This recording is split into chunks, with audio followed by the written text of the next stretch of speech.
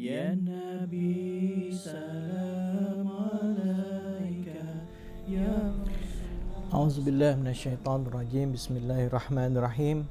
Assalamualaikum warahmatullahi wabarakatuh. Alhamdulillahirabbil alamin.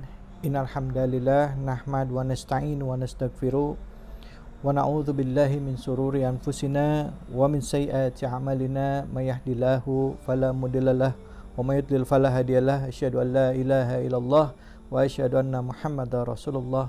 Allahumma salli ala Sayyidina Muhammad wa ala alihi wa sahbihi wa man tabi'ahum bi ihsani ila yaumiddin, amma ba'du. Saudara-saudaraku, bulan Ramadan seperti disampaikan dan yang sering kita dengar, tujuannya untuk melaksanakan ibadah saum atau puasa adalah untuk atau agar kita mendapatkan derajat ketakwaan. Derajat ketakwaan ini ciri-cirinya diantaranya adalah pertama, orangnya itu dermawan. Yang kedua, dia mampu menahan diri atau amarahnya. Yang ketiga adalah orang yang mau memaafkan kesalahan orang lain. Dan yang keempat adalah pada saat dia melakukan kesalahan, dia melakukan kekhilafan, dia langsung buru-buru memperbaiki kesalahannya.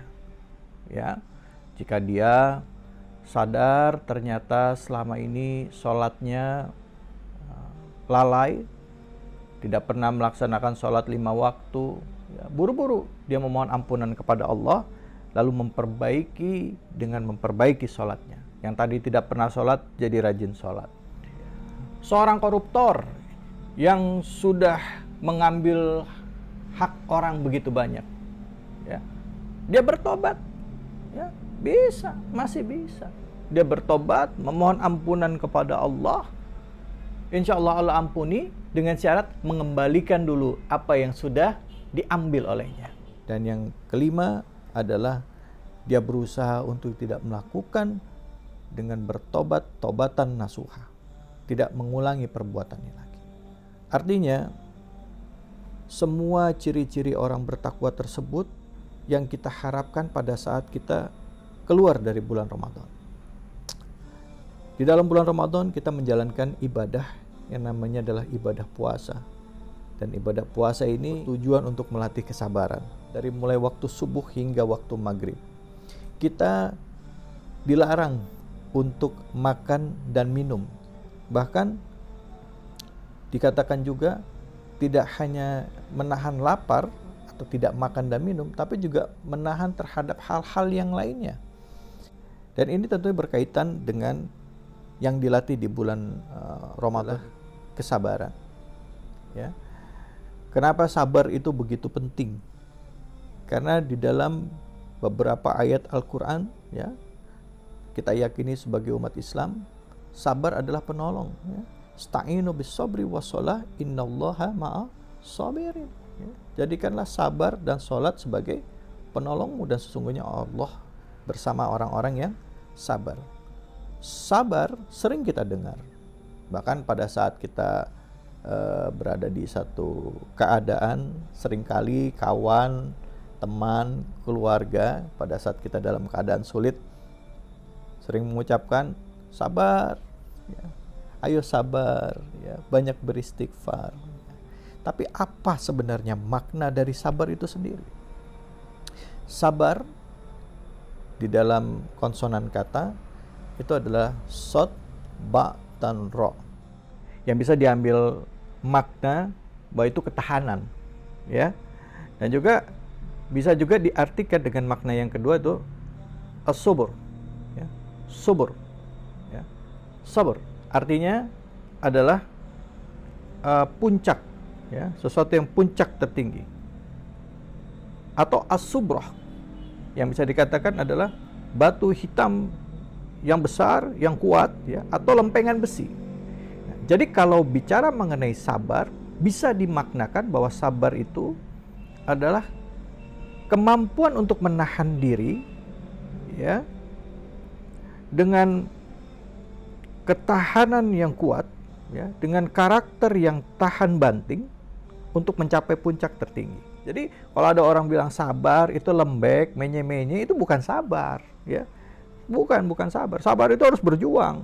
Sabar itu harus mampu, ya, harus ada usaha di sana, ya.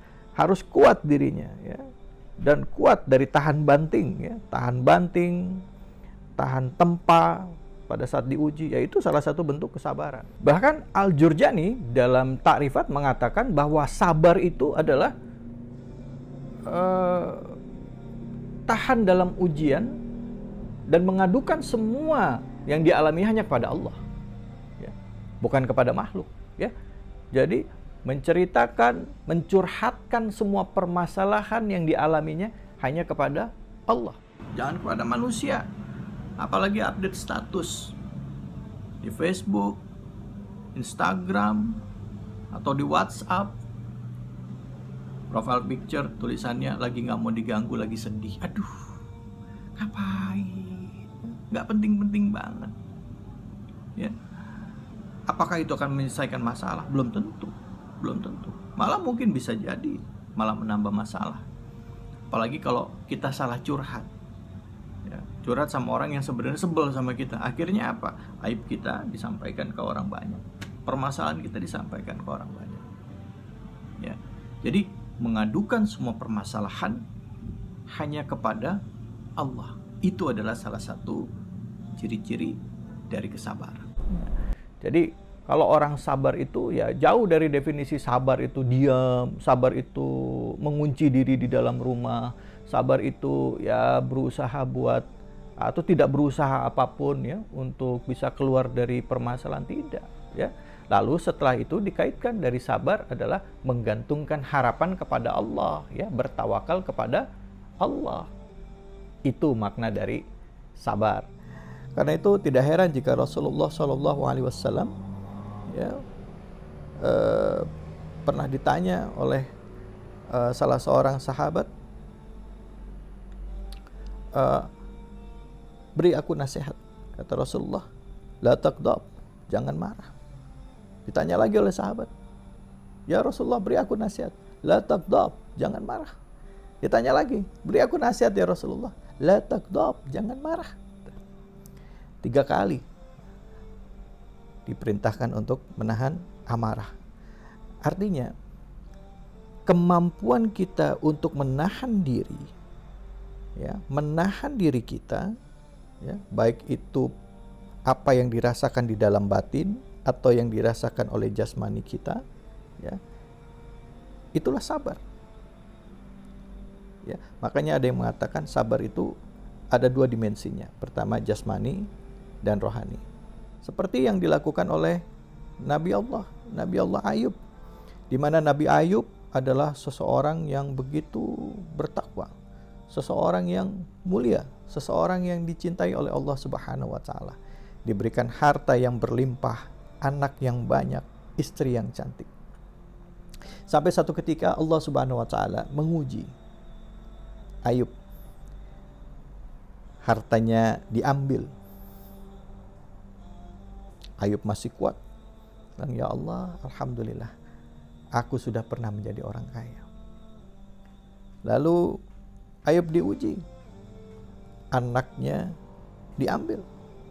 Lalu Ayub berkata, alhamdulillah ya Allah, aku masih punya anak. Walaupun sedih, tapi Ayub hanya mengadukan itu kepada Allah dan terus berprasangka baik kepada Allah. Ya, berprasangka baik bahwa sudah banyak nikmat Allah yang diberikan kepadanya.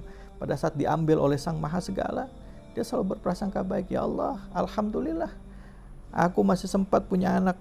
Ada orang-orang yang tidak sempat punya anak. Ya.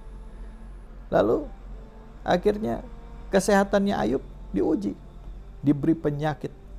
Ya. Diberikan penyakit berupa ulat yang keluar dari badannya. Tapi Ayub tetap sabar dan berdoa kepada Allah. Lalu dikatakan, wahai Ayub, engkau kan Nabi Allah, kenapa engkau tidak minta kepada Allah untuk angkat semua penyakitmu? Kata Nabi Ayub, aku malu meminta kepada Allah, karena sudah begitu banyak nikmat yang Allah Subhanahu wa taala berikan kepada diriku. Bayangkan, seorang yang pribadinya begitu mulia, malu meminta kepada Allah karena begitu banyak nikmat yang telah Allah berikan kepadanya. Sampai akhirnya Nabi Ayub pun diuji, ditinggalkan oleh istri tercintanya. Pada saat ditinggalkan oleh istri tercinta, Nabi Ayub marah sama istrinya. Oh iya, pasti marah ya. Ada kekecewaan pastinya ya, walaupun dia ini, tapi Masya Allah, pada saat dia kecewa ditinggalkan oleh istrinya, dia bilang, berjanji pada dirinya, dia katakan bahwa nanti aku akan menghukum istriku ya dengan 100 kali pukulan. Nah, jika kita melihat kisah ini dari Nabi Ayub, tentunya kita akan belajar bahwa Masya Allah, Nabi Ayub adalah orang yang begitu mulia dari akhlaknya, dari status sosialnya pun Masya Allah, orang yang kaya raya, pengusaha yang sukses ya, diberikan anak, istri yang cantik ya, kesehatan yang luar biasa. Tapi begitu Allah menguji seorang Ayub, tidak menggetarkan dan tidak menggeser keimanan seorang Ayub untuk tetap beribadah dan menyembah Allah Subhanahu wa ta'ala. Tetap berprasangka baik kepada Allah, tetap bersyukur kepada Allah. Sampai akhirnya ujian itu pun lewat, lalu Nabi Ayub pun akhirnya diberikan kesembuhan oleh Allah. Penyakitnya sembuh ya. Lalu Nabi Ayub akhirnya kembali lagi memulai usahanya dan kembali menjadi, singkat cerita, kembali menjadi orang kaya. Hingga suatu saat istrinya pun kembali kepada Nabi Ayub, dan Nabi Ayub mengatakan kepada istrinya, boleh engkau kembali kepadaku, tapi aku telah berjanji bahwa aku akan menghukummu dengan memukulmu 100 kali. Jangan Anda bayangkan bahwa Nabi Ayub akan memukul istrinya itu dengan kasar. Tidak. Masya Allah, orang yang hatinya sudah dilembutkan oleh Allah, orang yang penuh dengan kesabaran, tidak akan mungkin melakukan kekejian.